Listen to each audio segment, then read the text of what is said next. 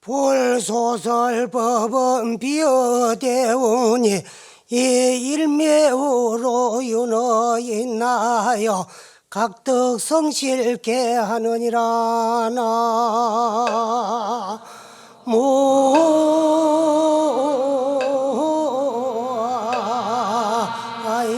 나무아이니 타불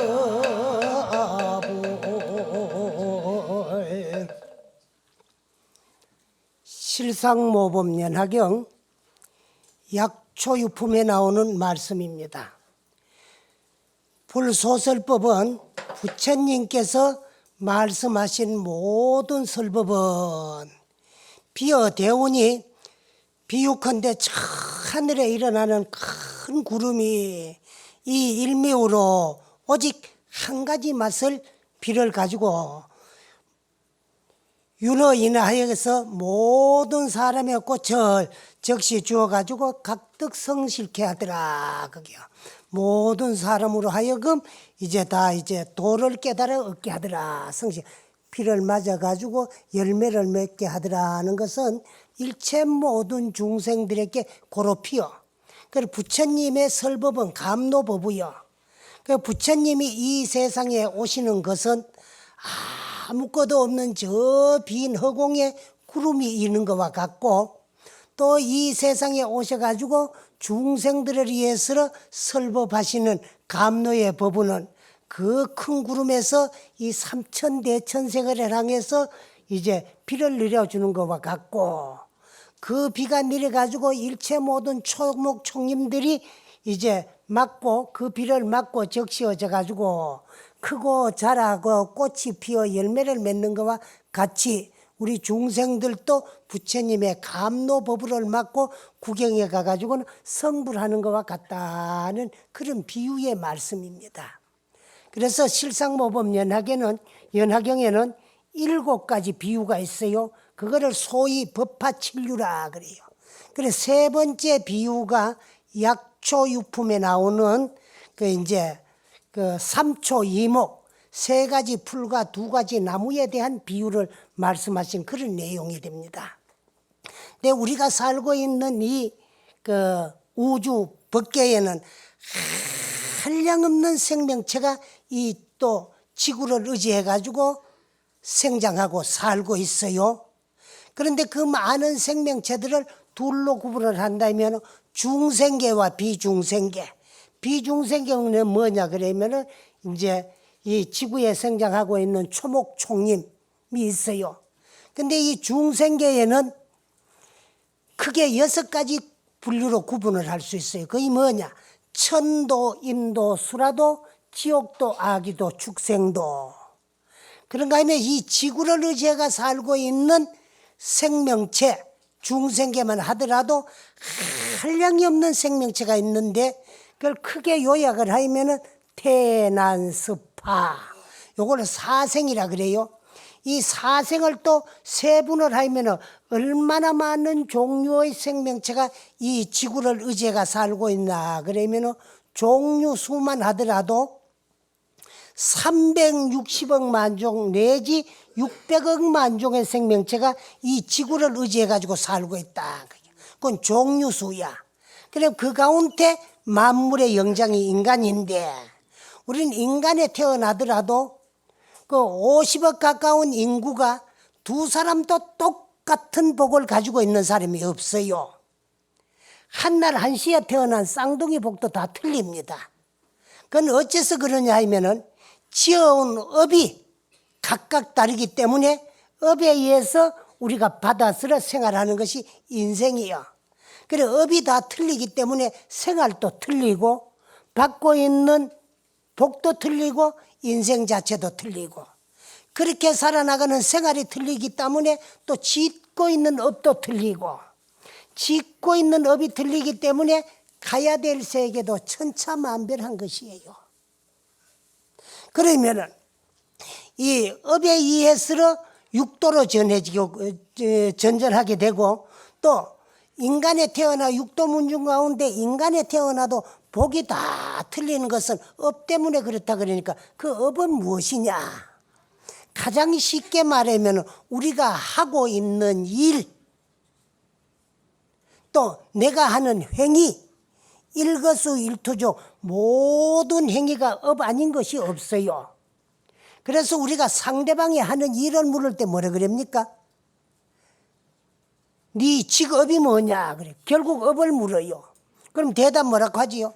농업이다, 공업이다, 상업이다, 공무원이다. 이것도 업이에요. 그러나 그 이전에 소소영령 작용하는 손 한 번 들고 발 한 번 내리디디는 일거수일투족 모든 행위 자체가 업 아닌 것이 없어요. 그러면 우리가 일생에 하는 행동, 내가 하는 일, 한량이 없고 가시 없어요. 내가 내 한 일을 다 몰라요. 그런데 딱 요약을 해놓으면은 우리가 일생 동안에 한 일은 세 가지 외에 더 해놓은 것이 없다. 그게.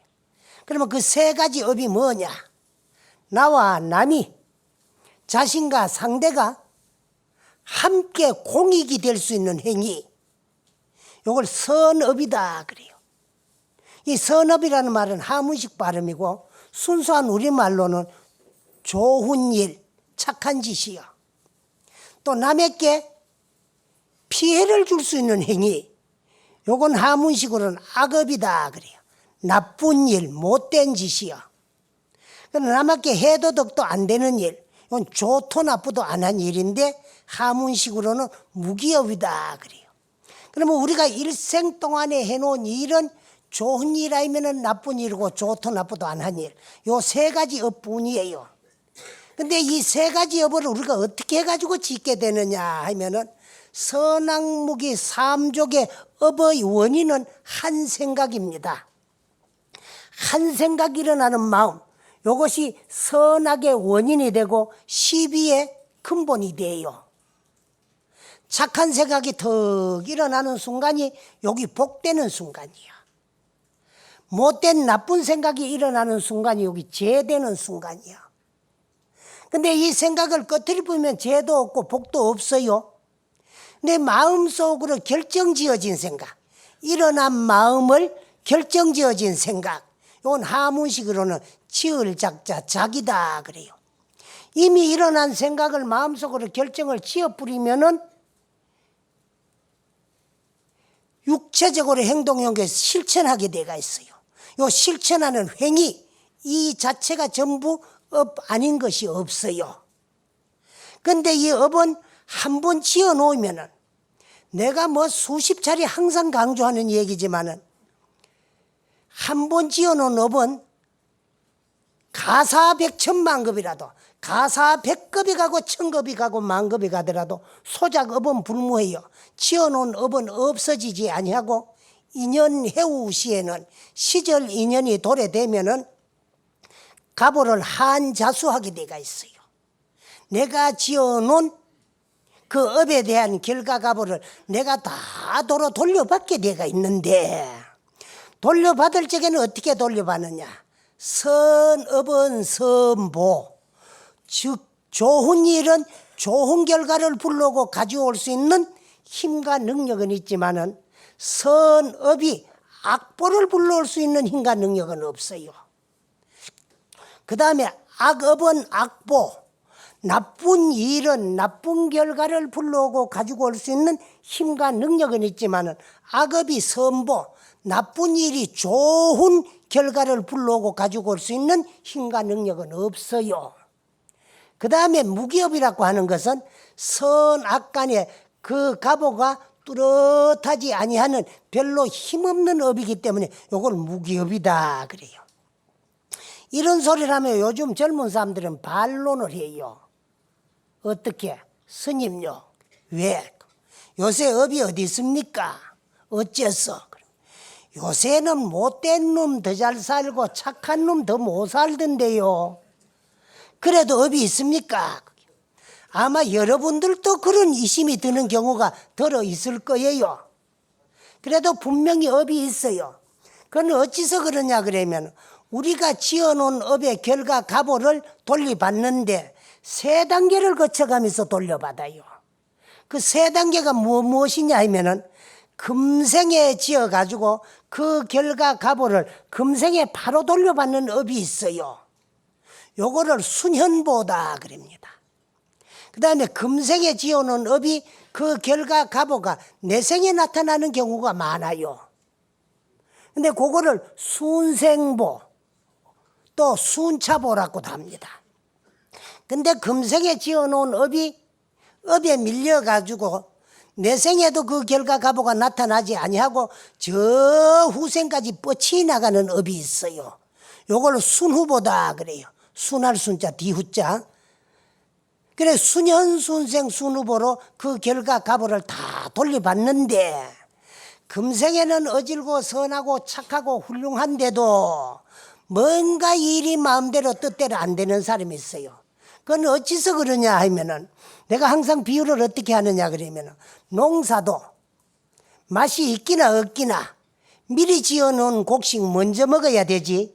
미리 지어놓은 곡식 맛 없다고 짓고 있는 곡식 서른 건 아직 먹을 수가 없는 것과 같아요. 그와 같이 착한 사람에게도 어려운 일은 닥치는 것은 지금 짓고 있는 착한 일은 아직 짓고 있는 서른 업이야. 그러면 전생에 지은 순생이나 저 전생에 지어는 순후의 악업이 남아있기 때문에 그래요. 또 금생에는 양심을 속이고 인생을 거짓되게 사는데도 뭔가 일이 술술 잘 풀리 나가는 사람이 있어요. 그건 어찌서 그러냐 그러면 지금 짓고 있는 악업은 아직 짓고 있는 서른 업이고 전생이나 저 전생에 지어온 순생이나 순후의 선업이 남아있기 때문에 그래. 또 그러다가 잘 살다가 어느 때 쫄딱 망하는 사람이 있어요. 그건 왜 그러냐 그러면 복이 있을 적에 복을 지어가면서 복을 썼으면은 그 복이 다 하지는 아니할 건데 금생에는 복을 짓지 아니하고 악업만 지어가면서 전생에나 저 전생에 지어온 순생이나 순후의 복을 야곱야곱 복수용해가면서 복을 다 까먹고 나니까 복 통장이고만 들통이 나뿌려. 그러면 더 받을 복이 없이 쫄딱 망하는 거야. 또 어렵게 살다가 언제부터 일이 술술 잘 풀리 나가는 경우가 있어요. 그건 어찌서 그러냐 하면은 업진하니까 복락이 오는 거야. 이와 같이 내가 지은 바 업에 의해서 부귀빈천과 희배락이 좌우되는 거예요. 그래서 우리 불교에서는 오늘의 내 인생의 창조주는 나지 나 아닌 어느 누구도 오늘의 내 인생의 창조주가 될 수 없다 그게요. 그건 어찌서 그러냐 하면은 여러분이 나리라고 믿고 있는 김 아무 것이 이 아무 것이 이름 붙은 물질적인 이 육체는 하나님도 신도 어느 절대자도 부처님도 부모 대신 못 낳아줬어요. 여러분 육체 그 몸뚱아리에 누가 낳았습니까? 아버지 어머니가 낳아주셨지. 그 아버지 어머니 뭐가 우리 육체를 놓느냐? 남녀가 서로 만나가지고 뜨겁게 사랑하는 마음, 요걸 애정이다 그래요. 애정을 육체적으로 교섭하다가 애욕의 부산물로 수태돼 가지고 태어나온 것이 우리 몸뚱아리야. 그러나 육체를 낳아주신 부모님도 자식 운명, 자식 인생은 못 낳아줘요. 만약에 여러분들도 육체를 내가 낳았으니까 인생도 낳아줄 수 있다면 얼마나 좋겠어요? 그렇지요? 내 자식 건강하게 잘 자라서 머리 좋게 공부 잘해가지고 인류대학 인류학과 들어가서 좋은 대학 졸업시켜가지고 좋은 직장 취직시켜서 돈 많이 벌이고 출세시키고 싶으지요? 그렇지요? 그러나 마음대로 뜻대로 안 되는 것이 자식 농사라는 거야. 머리를 하늘로 두고 사는 인간치고 자기 자식 잘 되기를 안 바라는 부모 한 사람도 없어요. 또 그런가 하면 반대로 자기 자식 못 되도록 바라는 부모도 한 사람도 없습니다. 다 잘 되기를 좋아하고 못 되기를 싫어하지만 마음대로 뜻대로 안 되는 게 이게 자식이야. 그래서 자식은 육체만 낳아주지 인생은 못 낳아줘. 인생은 자기가 스스로 지어온 당신 스스로의 본업에 의해서 부귀빈천과 희배락이 좌우됩니다. 그래서 오늘의 내 인생은 부모 미생전에 아버지 어머니로 인연하여서 이 몸 받아오기 이전 전생에 내가 일으켰던 생각의 그림자요, 그 생각을 행동에 옮긴 업의 모습이 오늘의 내 인생입니다. 그러면 생각도 내가 일으켰고, 일으킨 생각 꺼뜨리기도 내가 하고 결정도 내가 지어요. 또 결정 지어진 생각, 이 육체를 가지고 행동에서 실천도 내가 해가지고 지어온 업에 따라서 오늘의 부귀빈천과 희배력이 좌우되니까 그 일으킨 생각 마음속으로 결정 지어서 실천한 업의 모습이 오늘의 내 인생이니까 오늘의 내 인생의 창조주는 바로 다름 아닌 내가 내 인생의 창조주예요. 그런가 하면 오늘 내 인생의 책임자도 나예요. 나 아닌 어느 누구도 나를 나만큼 아는 사람은 나 외에는 한 사람도 없습니다. 부부간 어린 반푼어치도 없는 소리야. 알 것 같으면서 몰라요. 모르기 때문에 일생에 속이기도 하고 속기도 하고 그래서 하는 게 부부간이야. 나를 낳아주신 부모님도 나를 나만큼 몰라요. 그런데 누가? 오직 나는 나 뺏기 나를 몰라요. 그래서 내 능력과 소질도 내가 가장 잘 알아요. 그래서 내 능력과 소질에 맞게끔 현명한 설계를 해가지고 그 설계 바탕 위에 개척하고 개발하고 건설해 나가는 것이 오늘의 내 인생입니다. 그래서 내 인생의 책임자도 나요.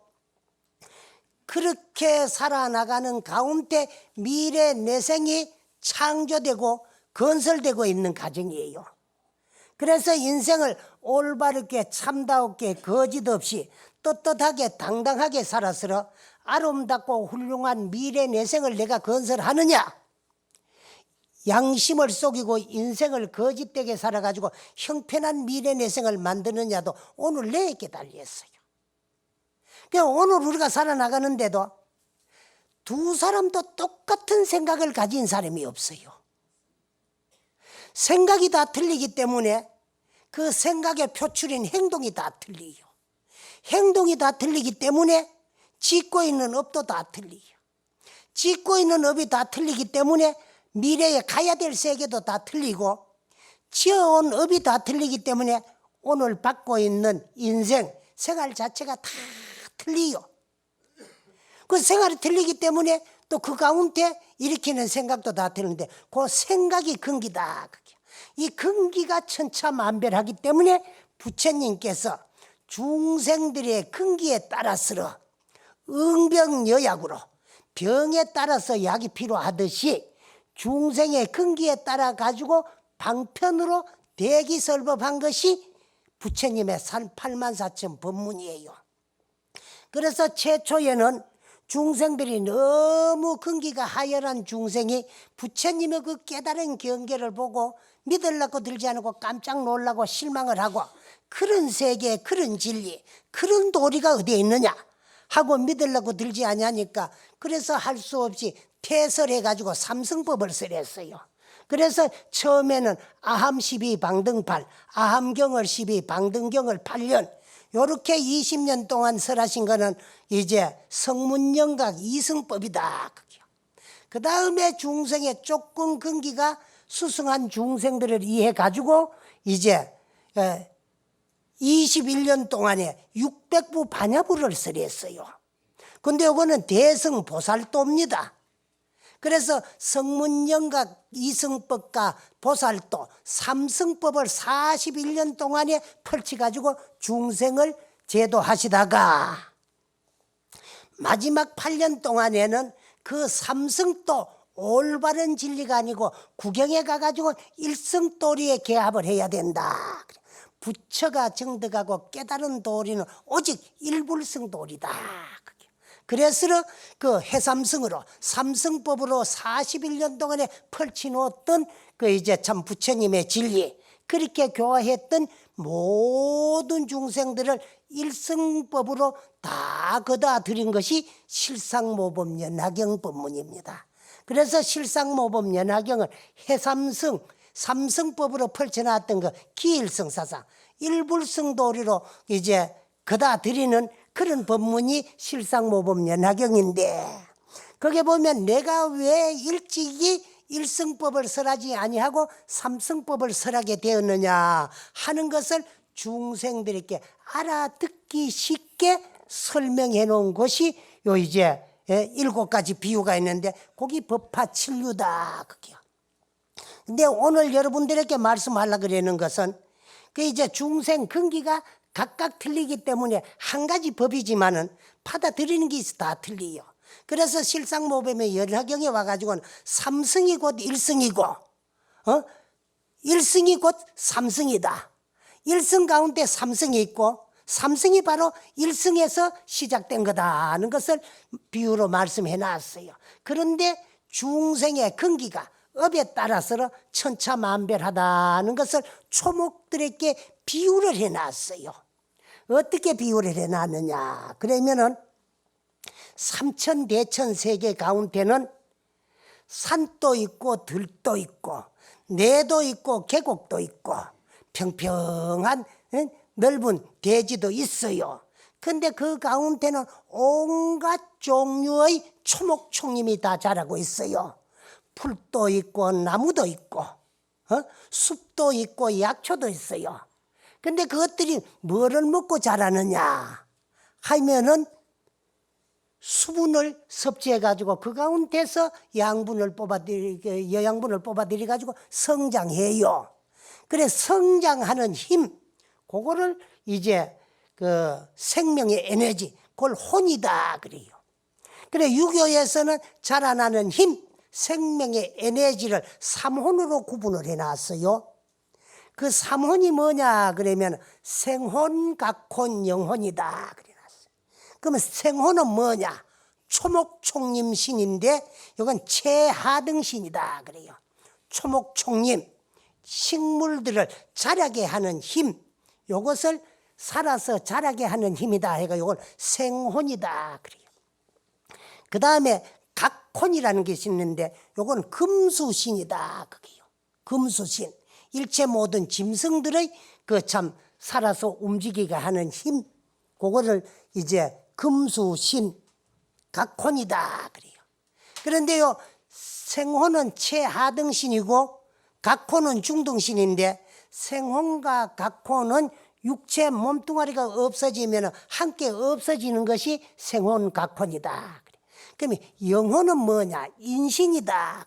인간들의 신인데 이건 최상승의 신이기 때문에 육체는 없어져도 그 영혼은 멸하지 아니고 영원히 신으로 남아있다 그래요. 이것이 이제 불교 사상하고 틀리요.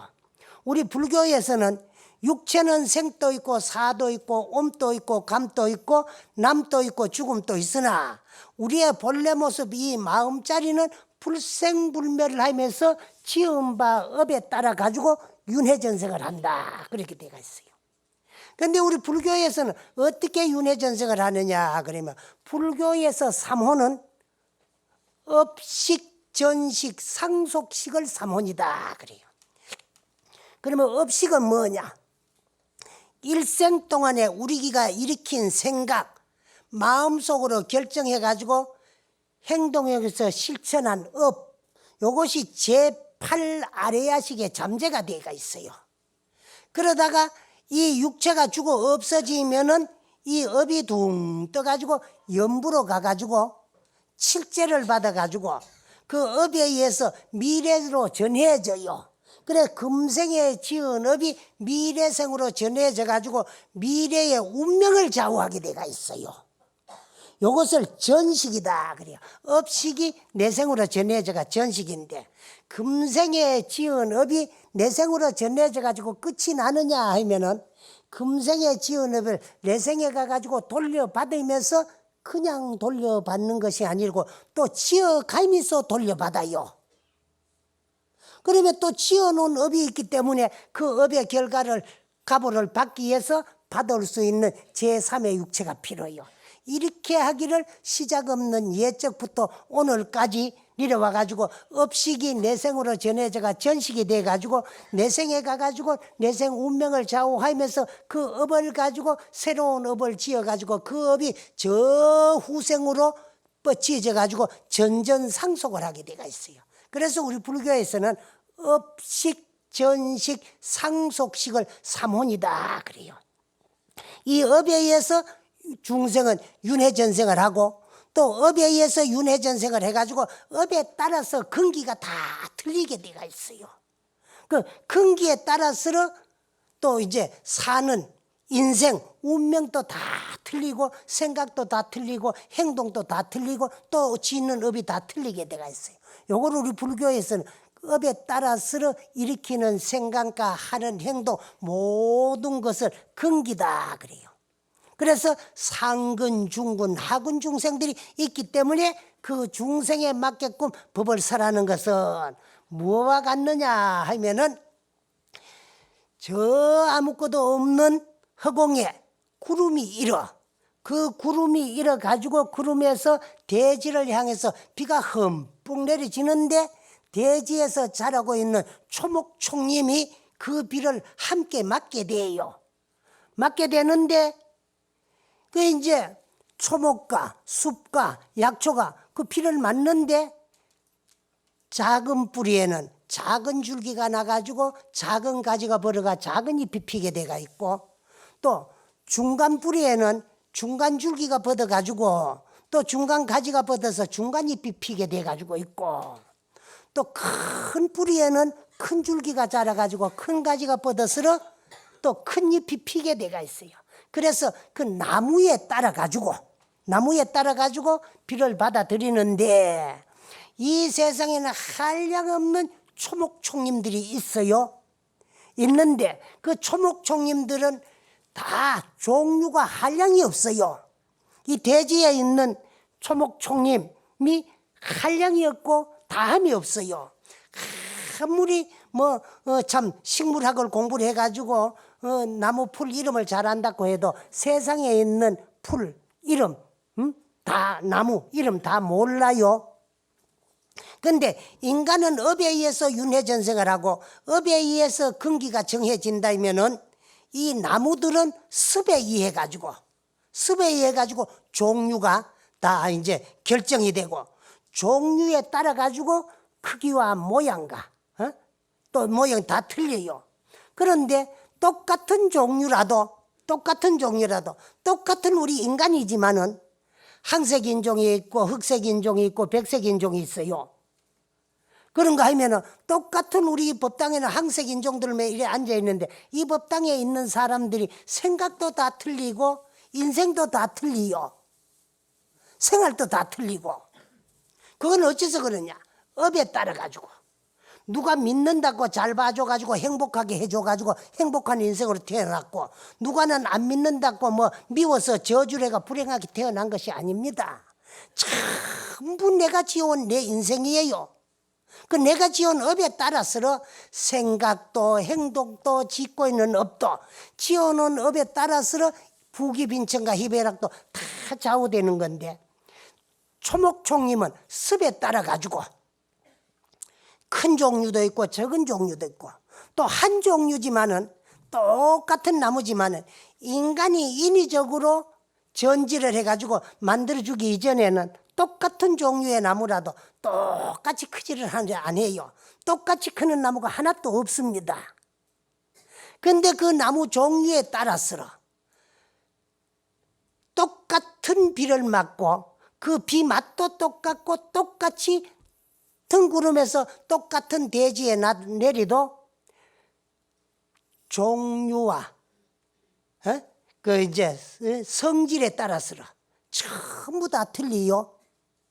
똑같은 물이지만 우음수하며 성류하고 소감물을 마시면 우유를 만들어내고 사음수하며 성독합니다. 뱀이가 그 물을 마시면 독을 만들어내요. 그렇듯이 똑같은 비를 맞고 자라는 초목총님이지만은 어떤 풀은 약초가 되고 어떤 풀은 독초가 되고 어떤 풀은 해도 독도 안 되는 그냥 그러면 별 쓸모없는 풀로 자라게 돼요. 여기 삼초야. 또 어떤 나무는 큰 것도 있고 어떤 나무는 적은 것도 있어요. 그래서 그 습과 종류와 성질에 따라서 피를 받아들여 가지고 나무를 적시고 대지를 적시주는 수분을 빨아들여 가지고 이제 자라고 크고 꽃이 피고 열매가 맺는 것과 같이 인생도 근기에 따라서 그 중생을 제도하려고 하다가 보니까 무슨 도로스로 무슨 법을 어떻게 법을 가지고 중생을 제도해야 되는지를 잘 알아가지고 중생들을 교화하지만은 중생의 근기가 천차만별하기 때문에 받아들이는 것도 다 틀리고 또 그걸 믿는 것도 부처님 똑같은 법문을 듣고 근기에 따라서 믿는 것도 틀리고 생각하는 것도 틀리고 실천하는 것도 틀리요. 그래서 우리는 똑같은 부처님의 법을 우리는 믿고 또 이제 내 것으로 만들어 가지고 실천을 해 가지고 구경해 가 가지고는 깨달음으로 나아가자는 것이 부처님의 일승법인데 이 법 하나뿐이야. 근데 우리가 거기에 개합하지 뭐하고 그렇지 못하기 때문에 똑같은 비지만은 맞는 풀에 따라 가지고 어떤 풀은 독초도 되고 어떤 풀은 약초도 되고 어떤 풀은 뭐 아무 쓸모 없는 것도 되고 어떤 나무는 큰 나무도 되고 어떤 나무도 적은 나무도 되는 것은 종류와 성질에 따라서 각각 틀리는 것과 같이 똑같은 부처님 법은 해탈로 나아가 가지고 온 법뿐이에요. 그리고 모든 것을 이제 여의는 법이고 또 이제 없어지는 정멸하는 법이고 지혜로 나아가는 법이야. 그래서 우리는 이와 같이 해탈하는 법과 모든 것을 다 사랑 분별과 근심 걱정을 다 털어버리는 법과 그 다음에 이제 참 이러한 법을 그만 없어지는 정멸하는 법. 그 다음에 구경에는 열반으로 나아가지고 항상 정멸할 모습으로 나아가는 이런 진리인데 이것을 우리에게 이제 일러서 가르쳐 가지고 믿어서 실천해 가지고 닦아서 깨닫게 하기 이해하다가 보니까 중생의 근기가 다 같지 아니하니까 중생의 근기에 따라서 이제 참 학은 중생을 만났을 적에는 고진멸도 사제법으로서 성문법을 가지고 제도하고 중군 중생을 만났을 때는 인연법을 가지고 일러주고 또 참 보살도를 성취해야 될 중생들에게는 그 이제 참 반야사상을 일러줘 가지고 모든 것이 다 실다움이 아니니까 다 놓아버리고 비워버리 부르면은 그 가운데서 나의 본래 모습을 이제 참 정득하고 깨달아서 해탈로 나아갈 수 있다는 것을 비유해 놓는 것이 요 약초유품의 3초 이목의 비유예요. 이러한 법문을 우리가 받아들여야 돼요. 근데 지금은 그거를 믿기 전에 얄팍한 깨만 늘어가지고 스님들이 무슨 법문을 하면은 믿기 전에 참말로 그럴까? 깨달을 수 있을까? 못 깨달으면 헛고생만 하는 게 아닐까? 이런 식으로 반신반의를 해요.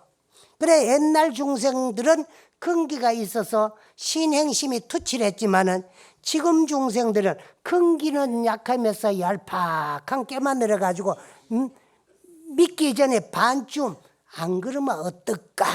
내가 그런 이야기를 많이 해요. 여러분들이 기도를 하더라도 절대적인 믿음을 가지고 해야 되지. 무슨 일을 하더라도 하면 된다.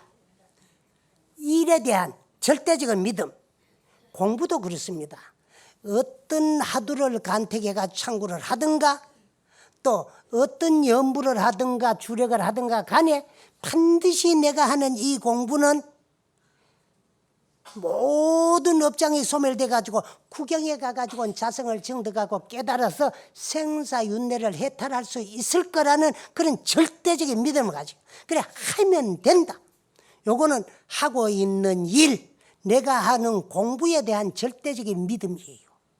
그 다음에 내 자신에 대한 믿음도 가져야 돼. 할 수 있다. 나는 해낼 수 있어. 무슨 일이라도 할 수 있다는 그런 신념이 있어야 되지. 예? 그래가지고 그걸 이룩하기 위해서 열심히 부지런히 노력하면은 길은 가다가 보면 목적지가 나오게 돼가 있어요. 도착하게 돼가 있어요. 그런데 이제 길은 가마 반드시 목적지가 나오는데도 가는 사람에 따라 가지고 어영버영 가다 보면 늦게 도착하고 부지런히 가면 빨리 도착하고 아주 열심히 가면 일찍 도착할 수 있어요. 근데 안 가면은 맨날 그 자리예요. 그래서 우리가 이렇게 와가지고 법문을 듣는 것은 어떻게 해야 부처님 같이 깨달음을 얻어가지고 생사윤회를 해탈할 수 있을까? 또 만물의 영장인 인간으로 태어나가지고 내가 나를 모르고 사는 일은 되겠느냐? 내가 누군가 나를 바로 한번 알아가지고 깨달아보자는 여기 불교요. 여러분이 기껏 평생을 절에 댕기도 내가 나를 몰라요. 안다 크는 것이 아버지 어머니가 낳아주셔가지고 김 아무 것이 이에 아무 것이 이름 붙었는 부모한테 얻어가지고 내가 좀 쓰고 사용하다가 언젠가 벗어 던지고 가야 될 이 몸뚱아리 요 정도 뺏기는 몰라요. 이놈을 끌고 다니면서 부리먹고 활용하는 놈. 요것이 참나요 나의 주인공이요. 나의 본래 면목인데 이놈은 항상 놓고 살아요. 그래서 부처님이 이놈 하나 바로 아는 방법을 일러주려고 하니까 우리 중생들의 근기가 업에 따라서 천차만별하기 때문에 그 근기에 따라 가지고 그래서 이제 참 유치원생을 만나면은 그 애들에게 필요한 이야기를 해야 되지. 유치원생에게 대학원생들이 공부하는 걸 뭘 이야기해봐도 모릅니다. 그래서 중생의 근기에 따라서 대기설법을 하다 보니까 84,000 법문을 설해 놓은 것이 그 84,000 법문을 똘똘 뭉치가 요약해 놓으면은 칠불통계 그 속에 다 들어있어요. 그 외에는 더 불교가 없어요. 그렇기 때문에 과거 칠불도 그거를 본분사로 삼았고 또 우리 서가모니 부처님께서도 이게 바로 불교라고 고구정량하게 바로 일러놨거든. 그럼 칠불통계 전에도 말씀했지만 뭐냐? 재앙막작하고 중선봉행하면서 자정기하는 것이 시제불교다 이래놨거든. 요거 하문으로 16자라요. 재앙막작 중선봉행 자정기 시제불교 요거거든. 요건 앞에 8자는 인천인가교예요. 요렇게만 살아도 세세생생 날정마다 천상에 가가지고 태어나가지고 한량없는 복을 누릴 수 있는 길은 됩니다. 그러나 천상세계에도 육도문 중에 하나이기 때문에 내가 지어간 복 다 까먹고 나면 복진하면 타락이 돼요. 그래서 그렇게만 살아가지고는 생사윤회를 면할 수가 없어요. 그래서 죄 안 짓고 착하게 살라고 열심히 부지런히 노력하면서 자정기하는 것이 스스로의 그 마음자리를 고요히 밝히고 닦아나가는 것이 이것이 부처님의 가르침이고 불교다. 그게요. 그렇게 해야만이 내가 나를 바로 좀 알고 갈 수가 있고 알아야 깨달아서 성불할 수가 있어요. 그래서 스님들이 공부하다가 도 깨달는 걸 견성했다 그래요. 견성했다 그래요. 그 스님 공부하다가 자기의 본래 면목 성품 바로 봤다 크더라. 보니까 아는 거야. 알아. 아니까 제도가 되는 거야. 근데 우리는 만물의 영장 인간으로 태어나가 내가 나를 몰래요. 내가 나를 몰래. 얼마나 깝깝하냐. 내가 나를 모르기 때문에 껍데기 이 몸뚱아리를 나른 줄 알고 일생 동안에 이놈밖에 끄달리 다니면서 이놈 종질하다가 이놈 즐겁거라고 이놈 행복하게 해주니라고 먹어주고 입어주고 발라주고 볶아주고 찢어주고 자주고 깨주고 하니라고 엄마 짓고 한 세상 다 마치는 게 우리 인생이야. 그래서 되겠느냐 말이야. 그래서 숙세에 인연이 있었으러 부모님에게 이 몸뚱아리 받았으니까 부모님에게 감사하고 부모님에게 받은 이 몸뚱아리를 내가 좀 잘 활용해야 돼요. 이놈의 종질만 하지 말고 어떻게 활용을 하느냐. 내가 내 거라고 말만 하면서 나를 위해서는 이용을 못하고 활용할 줄 몰라요. 이놈한테 끄달리 다닐 줄만 알지. 그래서 이놈은 따지고 보면은 참나의 적이에요. 적이야. 평생 동안에 지 좋도록 즐겁도록 해달라고 엄마 지라고 날 유혹하는 놈이 이놈이야. 이놈 시킨 대로 다 하다가 보면은 남는 건 엇밖에 뿐이야. 여러분들이 일생 동안에 이놈 즐겁도록 해주니라고 먹어주고 입어주고 다 해줘도 지하고 내하고 이별하는 날, 숨 한 번 들이쉬고 못 내쉴 때, 눈에 빛이 땅에 뚝 떨어지는 안광 낙지씨야. 네 일생 동안에 날 데리고 댕기면서 날 즐겁도록 하고 행복하게 해주니라고 업짓니라고 수고했다. 참 미안하고 고맙다. 인사 한마디 없이 썩는 냄새만 풍기고 돌아서는 이 몸뚱아리야. 언제는가는 나를 매정하게 썩는 냄새만 풍기면서 배신하고 돌아서는 그놈. 내가 가지고 있을 적에 요놈을 좀 이용하고 요놈을 좀 활용해가지고 이놈을 가지고 내가 나를 한번 바로 알아봐야 되겠다고 요놈을 참 내가 나를 찾아가는데 지팡이로 활용할 수 있고 내가 나를 찾는 도구로 이용할 수 있으면은 도인이야. 그런데 우리는 평생에 절에 댕긴다 그러면서도 오늘 여기 법당 문방만 딱 나가면 요놈 앞잡이 이게 노릇이 시작이 되고 요놈 종 노릇이 시작이 되는 거야. 이놈은 얼마나 못됐노 그러면 조금 나는 평생 동안에 칠월이해서 온갖 일 다 해줬는데 칠월 나를이 하는데 공부하는 도구로 조금만 활용하려 그러면은 요놈이요 주례를 틀어요. 사지를 고마 하기 싫다고 조금 앉아서 막 무릎팍부터 아프기 시작해가 하지 말라고 고통을 주는 기야. 그러면 4대 육신이고 다 뻐근하고 자꾸 일어서라고 하라고 명령을 해요. 거기에 젖부리면은 할 수 없이 엎짓는 심부름 꿈밖에 안 되고 그놈을 잘 이용하고 활용할 수 있는 그런 이제 참 멋들어진 인생을 한번 살아보자는 것이 여기 불교입니다. 그래서 이 약초육품은 부처님이 대기설법을 왜 했느냐, 업에 따라서 근기가 천차만별하기 때문에 내가 증득하고 깨달은 것은 오직 한 모양 한맛뿐이지만은 중생의 근기에 따라서 응병여약으로 펼치다 보니까 삼승법으로 펼쳐나간 거지. 삼승이 곧 일승이고 일승 가운데 삼승이 존재한다는 것을 대지에 있는 초목총님이 똑같은 비를 맞고 그 습기를 가지고 자라지만은 그 습에 따라서 종류와 성질이 다 틀리기 때문에 거기에 따라서 독도 만들어낼 수 있고 약도 만들어낼 수 있고 크게 자랄 수도 있고 적게 자랄 수 있는 것과 같더라.